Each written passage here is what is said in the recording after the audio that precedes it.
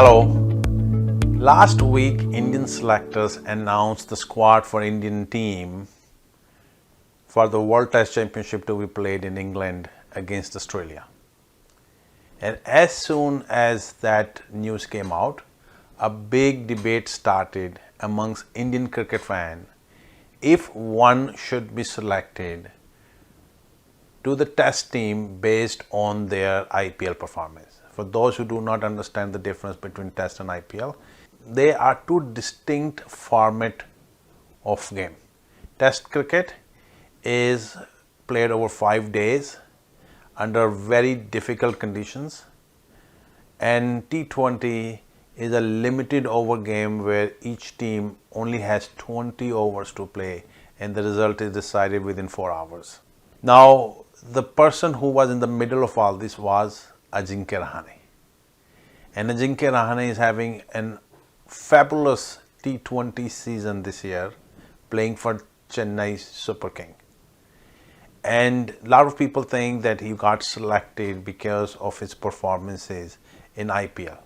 So I, for one, do agree that one should not be selected to Indian test team based on their IPL performance. However, I do not agree that Ajinke was selected based purely on his IPL performance.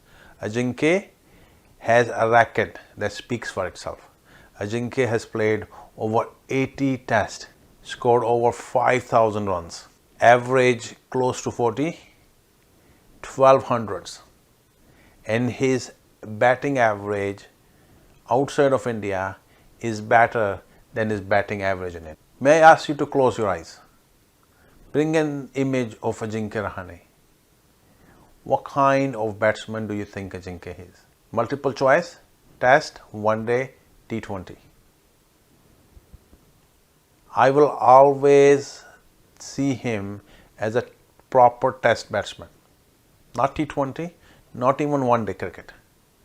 Proper T20 batsman. A batsman with temperament and technique to play the longer format of the game. Yes, I agree that over the last 2 years, his performances in test cricket were not at par to his record. However, which player has not had a lean patch in their career that spans over 10 years? Even batsmen like Virat Kohli and Tendulkar had their lean patches. Kohli was going through the same lean patch that Ajinke was going from 21-22 on. But would we drop him? A good cricket player requires 1 or 2 innings to snap out of that bad patch. And I believe Ajinke is now coming out of that bad patch. And he did put in a lot of effort to get out of that lean patch. He went back to the grassroots cricket. He played Ranji matches for Mumbai last year. Over 11 innings, scoring over 600 runs, 2 centuries, 150, average over 50. Don't tell me that is not proof enough that the man has put in effort to come out of a bad patch. Now put everything aside. Who else would you select in place of Ajinkya Rahane? Who would you want to represent India at World Test Championship? Who is better equipped than Ajinke today? Who is fit and ready to play for India?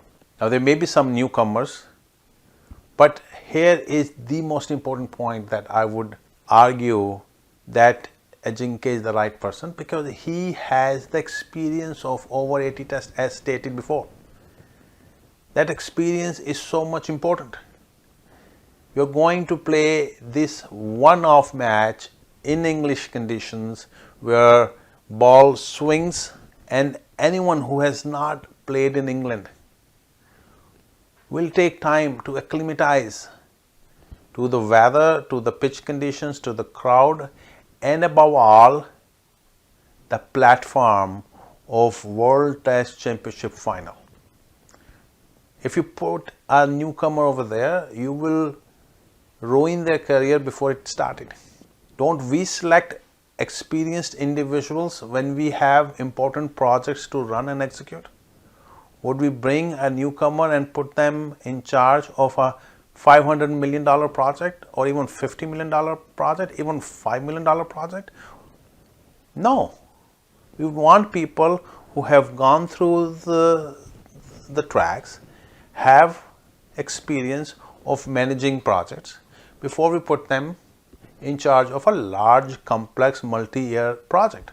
Ajinke, in my opinion, is the right choice.